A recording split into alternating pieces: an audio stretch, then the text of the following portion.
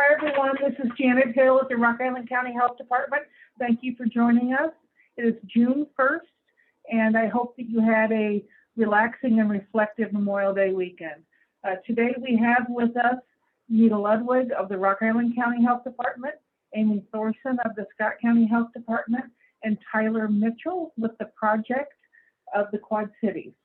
First of all, let's start off with some Rock Island County numbers, please, Nita. Today, since Friday, we are reporting 18 new cases of COVID-19 in Rock Island County, and that brings our total to 14,948. 7 people are currently hospitalized in our county, and sadly, we are reporting 4 deaths over the long holiday weekend. A man in his 70s, a woman in her 80s, both of whom were hospitalized, and 2 women, one in her 50s and one in her 100s, who were in long-term care facilities. And we're very saddened to report another 4 deaths in our county to COVID-19. And this does bring our total deaths to 328 in Rock Island County.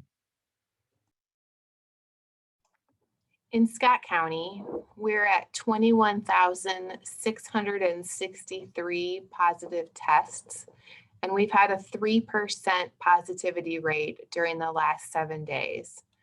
We've had 244 deaths in the time period since we first started seeing deaths from COVID last March. As we talk about vaccine, 154,203 vaccines have been given by Scott County providers, and 46% of the 12 and older population is vaccinated fully.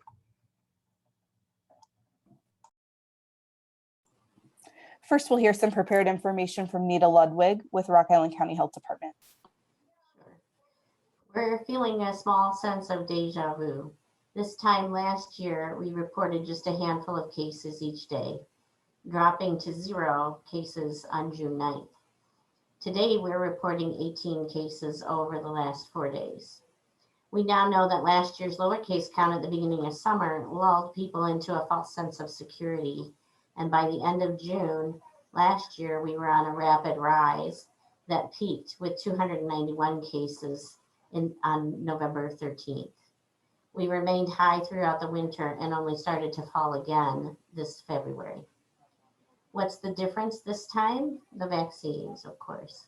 More than 102,000 vaccine doses have been given to Rock Island County residents. More than 42% of people 12 to 64 are vaccinated, with more than 75% of those over 65 receiving protection from the life-saving vaccines. The impact is even greater when we consider people from outside Rock Island County have received their vaccines from providers in our county as well.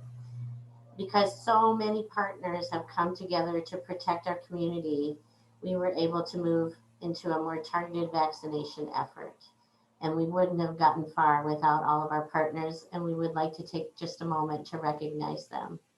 Of course, the Illinois National Guard, the Health Department's Medical Reserve Corps volunteers, the Rock Island County Sheriff's Department, the Camden Center and its director, Jeannie Busling, the Village of Milan and its Police Department, Advanced Medical Transport, Black Hawk Fire Protection District, Alternatives for the Older Adult, Rock Island County Emergency Management, medical team members contracted with the IDPH, the Tax Slayer Center, the Greater Quad City Auto Auction, Community Healthcare, Genesis, Unity Point Trinity, and the Rock Island County's Health Department hardworking staff and management team. And that is certainly last but not least.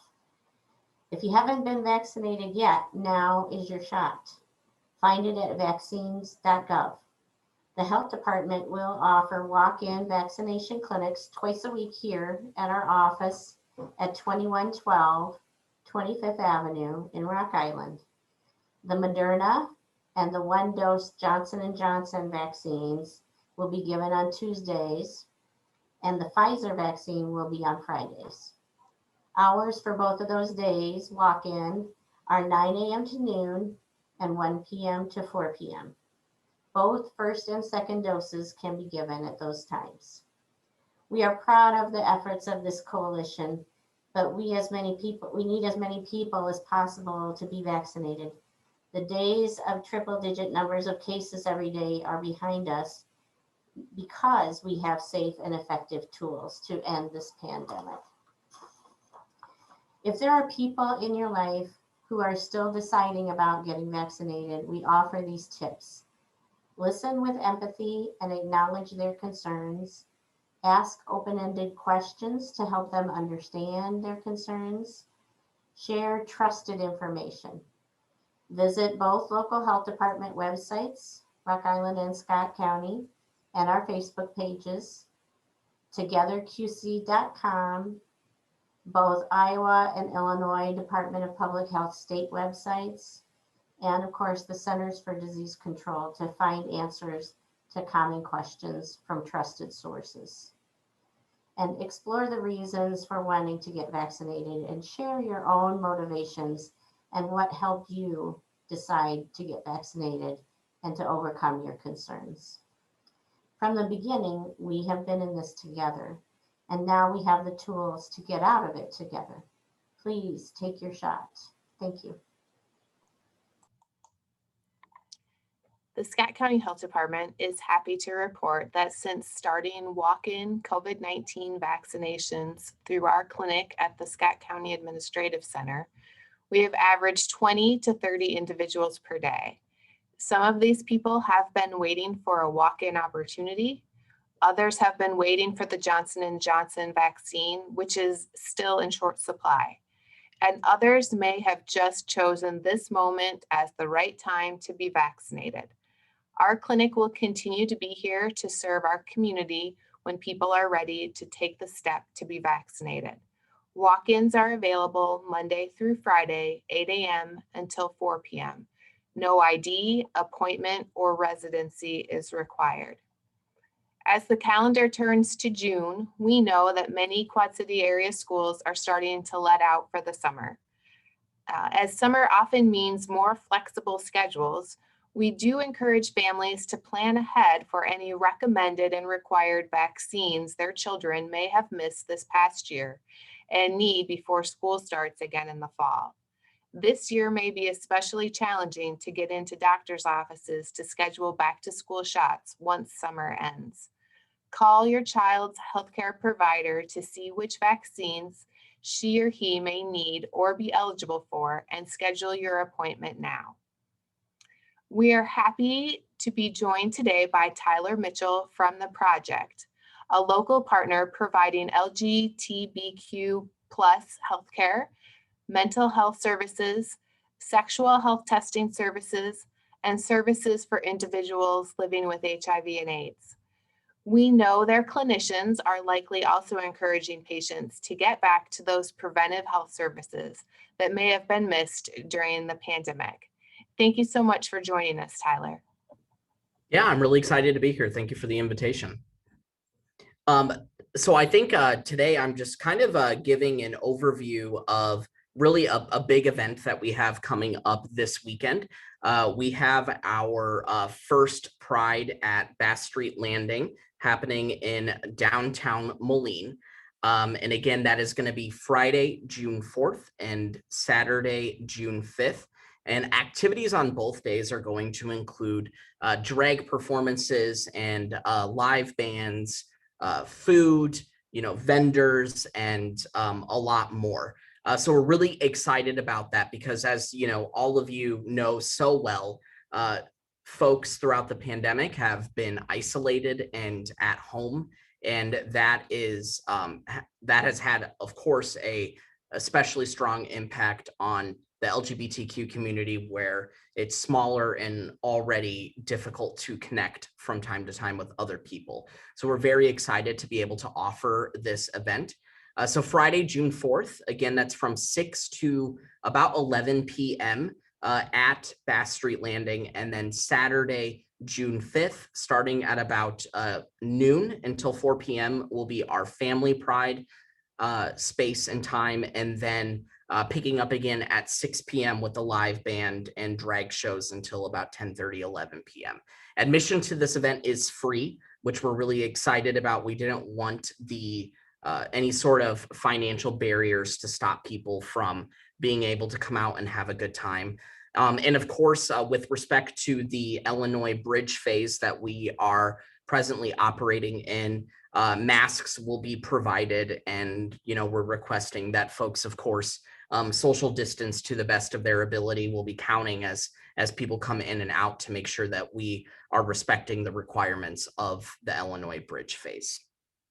The other exciting thing that is definitely worth mentioning is on Saturday, June 5th from 12 to 5 p.m., the project has partnered with the Rock Island County Health Department to do a COVID-19 vaccine clinic at the project. So great timing to be able to do that during Pride. We'll be doing the Johnson & Johnson one-dose vaccines. And of course, that is, free to the public. So we're encouraging everyone who might, not have gotten vaccinated yet to stop on by and take advantage of that from 12 to 5 p.m. on Saturday, June 5th. All the details for any of these events can be located on our Facebook page, as well as our website at tpqc.org. And again, thank you so much for your time today and this afternoon. Thank you, Tyler, for joining us and sharing that information. I know the teams are excited to get out there and give vaccines and answer questions and just be part of, the community, getting back to some of the things that we've missed over the past year. So thank you. If we do have any questions from our media partners, we encourage you to type it into the chat and we can direct it to whoever you would like to answer that. So we'll give it a minute for any questions.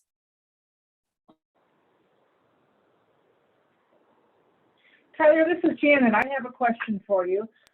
Have you seen a drop in routine healthcare in the LGBTQ community during the pandemic? And how is the project working to improve or to get people caught up?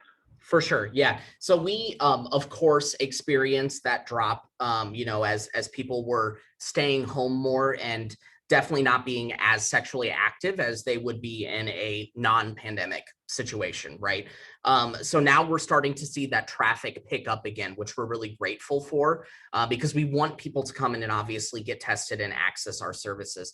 And it's definitely worth mentioning, and I can't believe I forgot to say it, but we will be providing free HIV testing all throughout Pride on both Friday and Saturday, in addition to having information available for folks on PrEP to prevent HIV transmission. But to get back to the main part of your question there, during the pandemic, we obviously had to get very creative in terms of how we were reaching people. Our outreach team, which is responsible for going out into the community and offering services to folks, was definitely, having to, again, get creative with how they reached people. And they were very successful in doing that because people were still, engaging in sexual activity and still using injection drugs throughout the pandemic. But now I think as we're starting to feel like things are shifting back to a certain level of normalcy, we're continuing those outreach activities, of course, but we're seeing more folks actually coming in through our clinic and accessing services that way. Thank you. Nita, I do have a question for you here that popped in. Where does May 2021 rank in terms of monthly number of deaths in Rock Island County? Was the total 15? And was this the highest month of 2021? I do believe it was the highest month of 2021 so far. I don't have the numbers in front of me at the moment. So I can double check and have Janet send that back out to you. I just pulled up the epi curve that we have, and the time between November and December by far was the greatest. We had more than 100 during that month. But I can send out this curve with the media, the post briefing media release.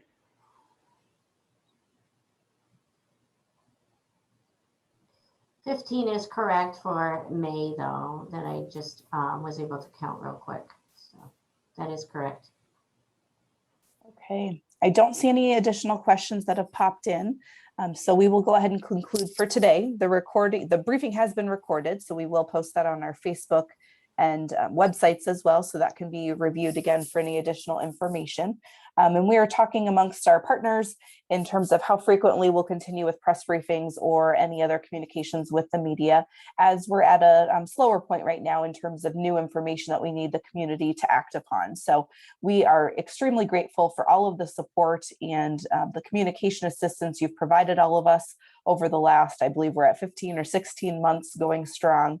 So we could not have done this without all of our partners and our local media. So thank you all for continuing to join us here as we've called you to the table, and we will continue sharing messages with you as it becomes pertinent for us. So thank you all for joining us. Have a great afternoon.